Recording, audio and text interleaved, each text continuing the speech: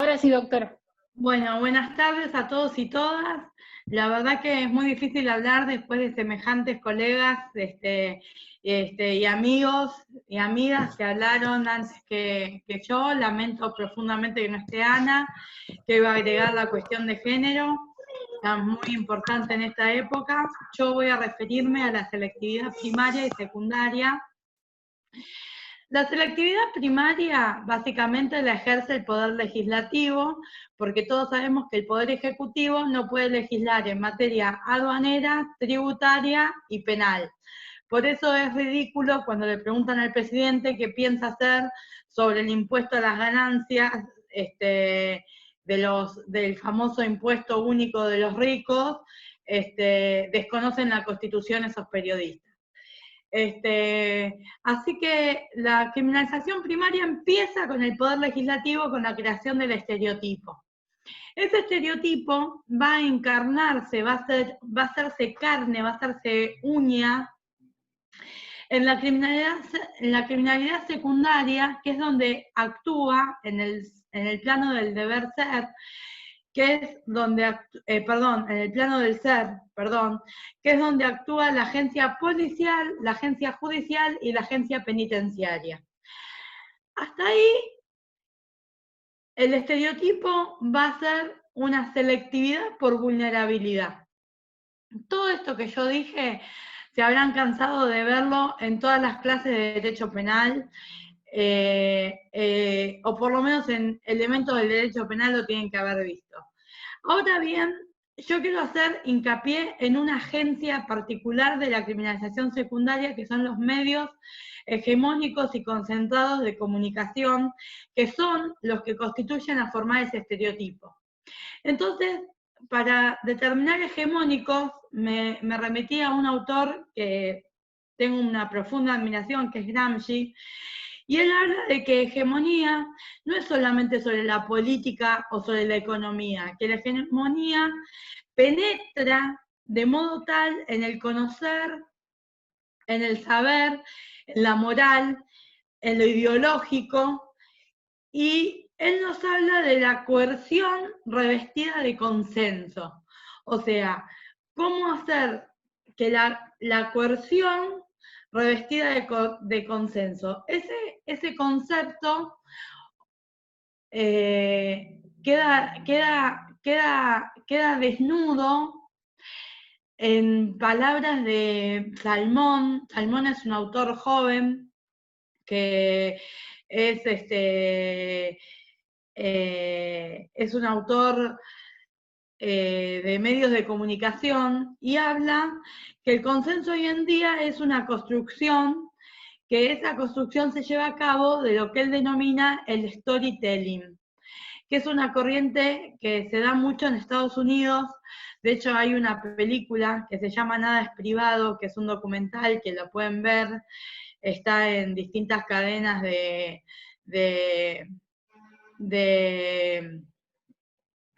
películas.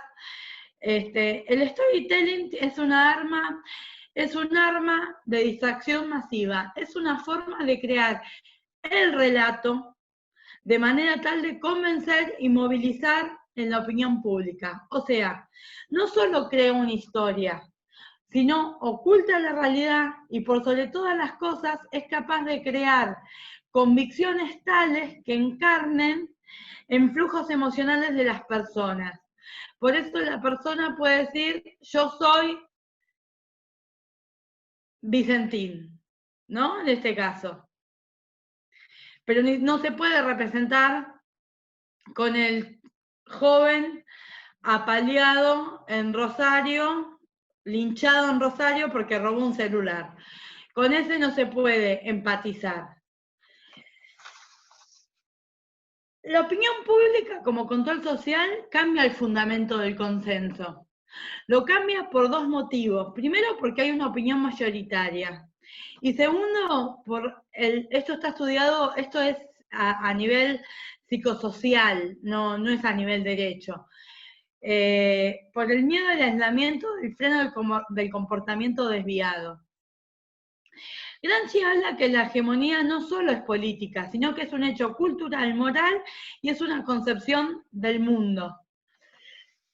Los medios hegemónicos de comunicación crean una criminología, crean un estereotipo y le echan mano a la criminología primaria, a la criminología, al positivismo criminológico, a lo que hemos conocido como Lombroso, Ferri y Garófalo, y como es el neopositivismo que se ve ahora, ¿no?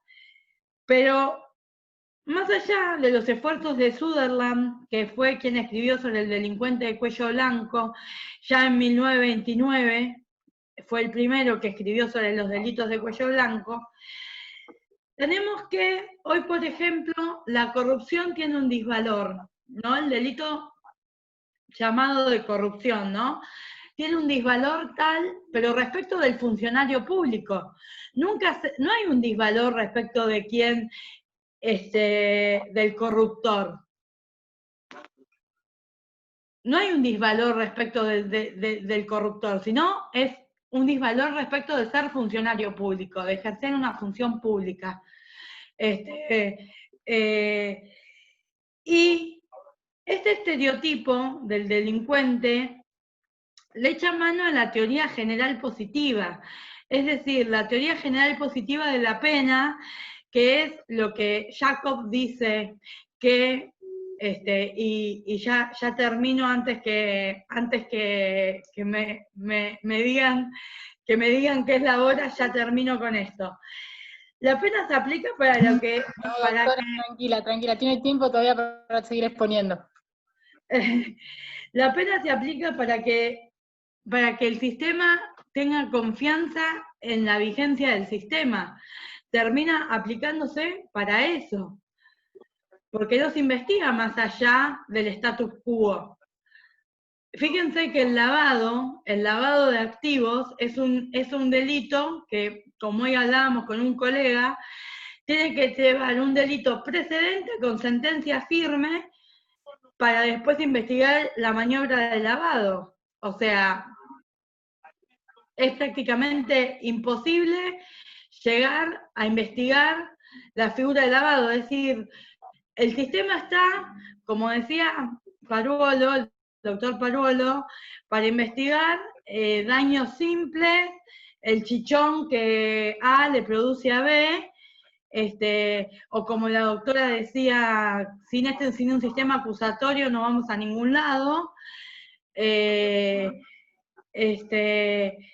La teoría especial positiva, las ideologías yo hoy, en mi humilde opinión, no veo que se apliquen, porque ya sabemos que las cárceles no son para reinserción del reo en la sociedad sanas y limpias, sino que termina siendo un derecho penal del enemigo. Y ojo con eso, porque Jacob dice, el ciudadano es el que escribe mal nuestro idioma, lo escribe con falta de ortografía, pero escribe nuestro idioma. En cambio, el enemigo es el que habla otro idioma.